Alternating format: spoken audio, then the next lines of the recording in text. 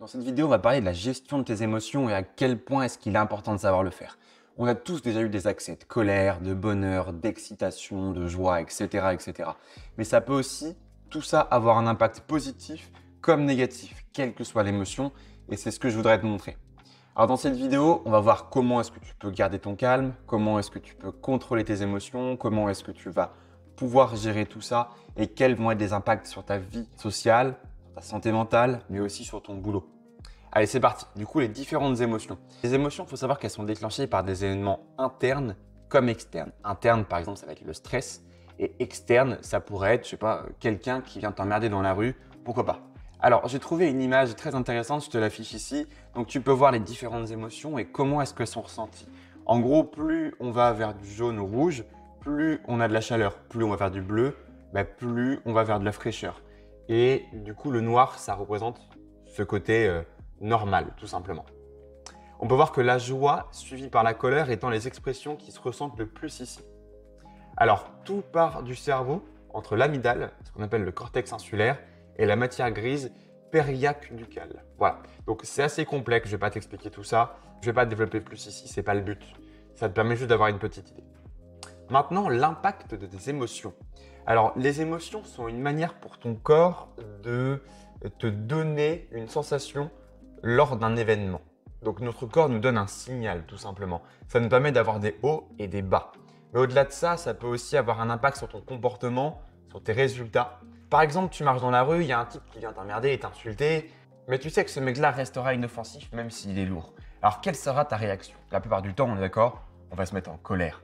Et au bout d'un moment, ça va nous énerver tellement, soit on va se barrer, soit on aura envie de le frapper. Et dans le cas de devoir le frapper, c'est quand même extrêmement dommage, ça peut nous attirer plus d'ennuis qu'autre chose. Ou alors, par exemple encore, tu es face à un client et tu vas signer ton plus gros contrat. Sur les 6 mois à venir, tu vas avoir une grosse somme d'argent qui va tomber et tu te dis c'est quand même plutôt cool. Et là, tu laisses exploser de la joie. Ton client, lui, il pourrait mal l'interpréter, mal le voir. Et du coup, ça pourrait avoir un impact négatif. Encore un dernier, on parle souvent de la gestion des émotions, notamment lors du trading. Tu vois, le trading, c'est lorsque tu achètes et revends des actions, des cryptos et compagnie. Eh bien, pour te donner un contexte, parce que certains à qui ça va parler, à d'autres ça va pas forcément parler, plus on a tendance à laisser parler nos émotions, plus ça peut être négatif. En gros, lorsque tout va bien, on veut laisser les choses augmenter. Et lorsque tout va mal, on a du mal à enlever justement parce qu'on pense que ça va remonter. Et là, justement, nos émotions ont un impact et on peut perdre très gros. Donc, il faut savoir justement faire ces actions-là sans les émotions. Et du coup, en vient ma question, pourquoi est-ce qu'il faut gérer ces émotions? Et c'est là que ça devient intéressant. C'est que je t'ai donné 3 exemples sur lesquels tes émotions pouvaient avoir un impact négatif, quelles que soient les émotions que tu as. Mais si tu étais resté neutre lors de ces événements-là, il serait arrivé quoi selon toi? Tu aurais pris des décisions rationnelles et non pas basées sur tes émotions. Elles sont comme un raz-de-marée qui emporte tout sur leur passage et qui nous empêche de ralentir dans la situation, voire même de faire marche arrière. Alors pour moi, apprendre à gérer les émotions est une compétence qu'on devrait tous avoir. J'ai une question du coup pour toi. Est-ce que tu as déjà pris des décisions judicieuses sous le coup des émotions? Probablement pas. Normalement, c'est vraiment le fait d'être rationnel qui va t'aider à prendre les bonnes décisions. Par exemple, tu es énervé en soirée avec tes potes, tu tapes dans un mur. Le lendemain, tu te rends compte que tu as très mal à la main. Tu vas à l'hôpital et tu as les os fracturés. Résultat, fracture du con. Les médecins, ils se foutent bien de ta gueule. Et tu vas te retrouver avec un plâtre pendant quelques semaines. Et tu as tout gagné. Voilà. Donc du coup, évidemment, le lendemain, tu te réveilles et tu vois ça et tu te dis, mais mince, mais quel gogol, quoi. Alors évidemment. Alors maintenant, comment est-ce qu'on gère nos émotions? On va passer à l'étape la plus compliquée. Et c'est là où ça devient intéressant. En vrai, il n'y a pas de gestion qui te permette de réussir à gérer tes émotions à 100%. On est humain, on n'est forcément pas parfait. Et donc, du coup, on va tendre vers une bonne gestion, mais jamais l'atteindre à 100%. Okay? Alors, ça va également dépendre de ton point de départ. À quel point est-ce que tu es sujet aux émotions? Si tu l'es peu, tu y arriveras plus facilement que si tu es extrêmement sujet. Et je voudrais te donner un exemple. Tout simplement, quand j'étais gosse, j'étais hypersensible. Je pleurais pour un rien.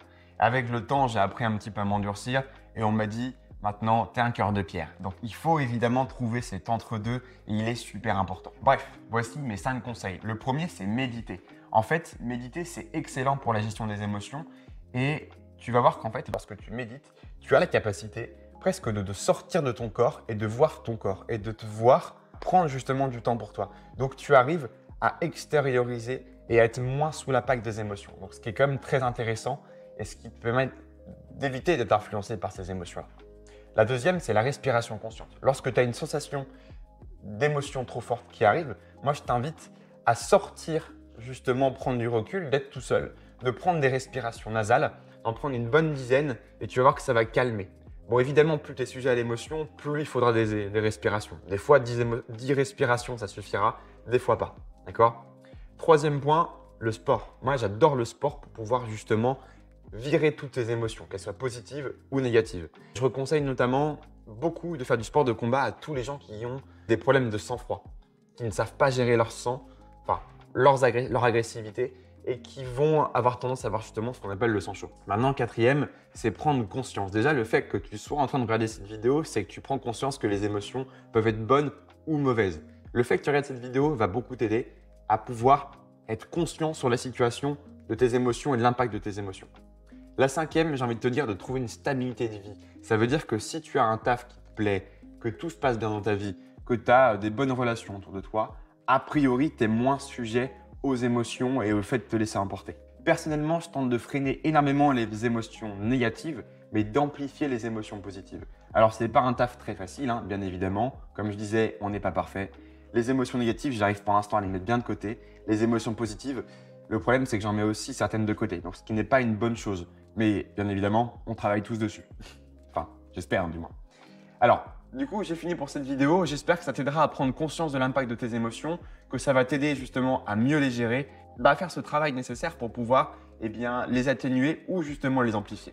En attendant, ne te blâme pas, même si tu n'y arrives pas. C'est un travail de longue haleine, ça prend du temps. Ce n'est pas en 2 semaines que tu vas gérer ça. C'est vraiment sur plusieurs mois, voire années. Ok ? Voilà pour ça. N'oublie pas, en description, je te propose 9 techniques et hacks de productivité et d'organisation qui t'aideront à être beaucoup plus performant tous les jours. Voilà, tu as juste à cliquer sur le lien en description, tu rentres ton email et je t'envoie tout ça. Allez, ciao!